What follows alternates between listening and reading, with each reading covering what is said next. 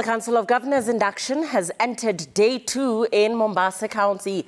Governors have resolved to eradicate the ghost workers problem, saying they have put in place measures to deal with ghost workers. At the same time, the county bosses want the William Ruto administration to devolve all functions under the Constitution.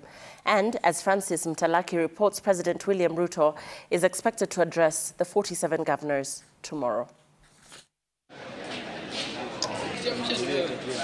As the third phase of devolution kicks in, a number of county governments are struggling with a huge wage bill. The second day of Governors' Induction Conference in Mombasa has seen the county leaders resolve to rid their governments of ghost workers.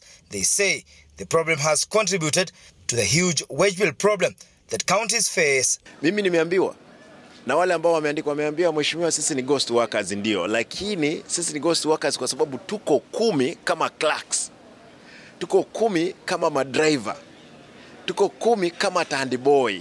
Kwa hivyo mimi niko nyumbani, nikijisikia naenda kazini, narudi kazini. Huo ndio ghost worker. Hakuna kazi ambayo inafanyika. The limited resources are being eaten or consumed by ghosts.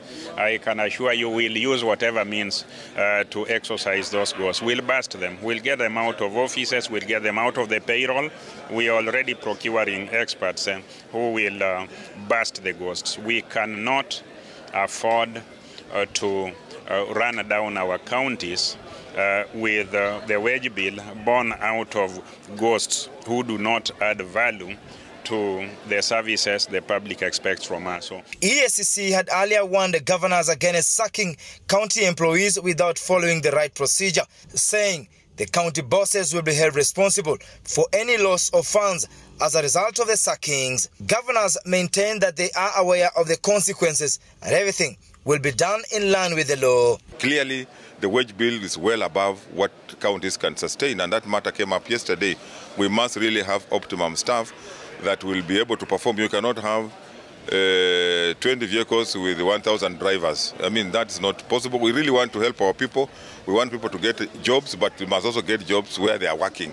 EACC wafanye kazi yao, na hatuogopi kuambia. EACC wafanye kazi ambayo wanajua kwamba wamelalia wao wenyewe. Na hivi karibuni sisi tutaelezana vile ilivyo, ni kwamba kila shirika la serikali lazima lifanye kazi kulingana na sheria. Ambao wako na makosa washtakiwe, wapelekwe mbele ya mahakama. I am not going to allow ghosts to work, because ghosts do not work, or ghosts to use or to benefit from the limited resources that have been allocated for the benefit of the people of Migori. If those ghosts are hearing me, it is a time to repent and go back to the Lord. With the pending bills amounting to billions of shillings, governors have resolved to fact-check them all before any payment is made. A number of counties have begun the process. They want the William Ruto administration to fully devolve some of the functions that they claim are still under the national government.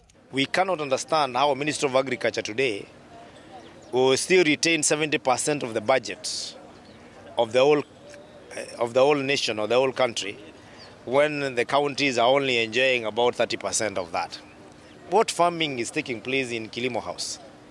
I still don't understand why we would have about 60% of the health budget being held in Afya House. I mean, which hospital is in Afya House? Which patients are being treated in Afya House? Why don't we have resources following the function that are devolved? Pesa ambayo tunapata sasa hivi kama counties ni kidogo, lakini vile tunafanya kazi na ile kidogo, na ndio sababu unapata kuna miradi ambayo ni mikubwa. Counties haiwezi kufanya miradi ile kwa awamu moja, inaweka pesa kiawamu. Kwa mfano kama sisi Kwale County tunatengeneza fruit processing plant, lakini tumeweka pesa kiawamu.